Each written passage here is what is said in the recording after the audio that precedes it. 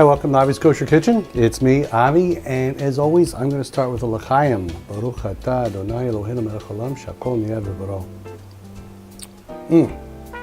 That is a beautiful rye whiskey, courtesy of our friends over at Catoctin Creek Distillery over in Virginia. They make some great whiskeys, bourbons, and of course, a wonderful gin, an American gin that's really, really, really fantastic and a little unexpected, not your traditional English type of a gin. At any rate, we're talking roasts. How do we tie up a roast? You know, a lot of times you go and you buy a roast and it comes in a net and you go, yeah, I want to do something inside, but I don't know what to do. Once I take that net off, the whole thing falls out flat. So you're in luck. I'm going to teach you how to do it.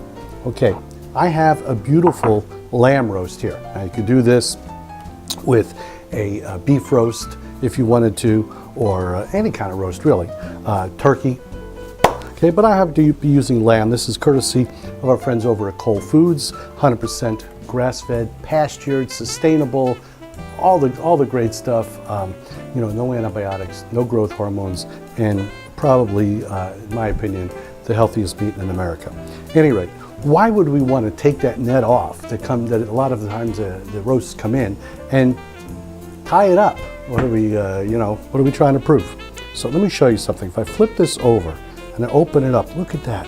There's all this area in here, okay, that doesn't get seasoned if you have it in a net. So once the net's off, now we can open this inside up just like this and watch this.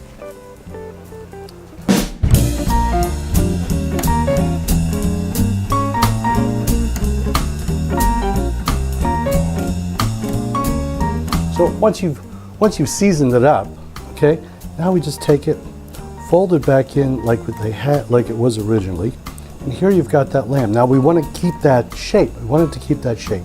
So here we get some butcher's twine. Now don't go to the drugstore and buy some kite string or something like that, because some of those have coatings. A nylon coating or something is going to melt in the temperature of the oven and you're going to ruin your food. So you want to get butcher's twine. Now let's tie it. There's many ways to tie this knot. We want to try to get a slip knot in here. So I'm going to show you two different variations. One that's a little bit tougher, which is the first one. The other one is a little bit easier.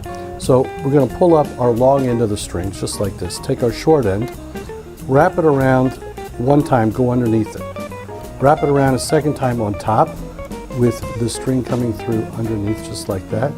Pull it down. That's called a knot called 2 half hitches. Take it, it slides, it slips, pull it tight, and then just simply take your knife and cut it off. That's step one. The other way will be to take our string like so, our twine. Let's just cut it like this, and we're going to pretend we're tying our shoes. Okay, so tie it up one way, and then flip it over and tie it the other way. You can keep the loop. You don't have to keep a loop. Whatever you want, any excess like this, you want to just cut off and discard.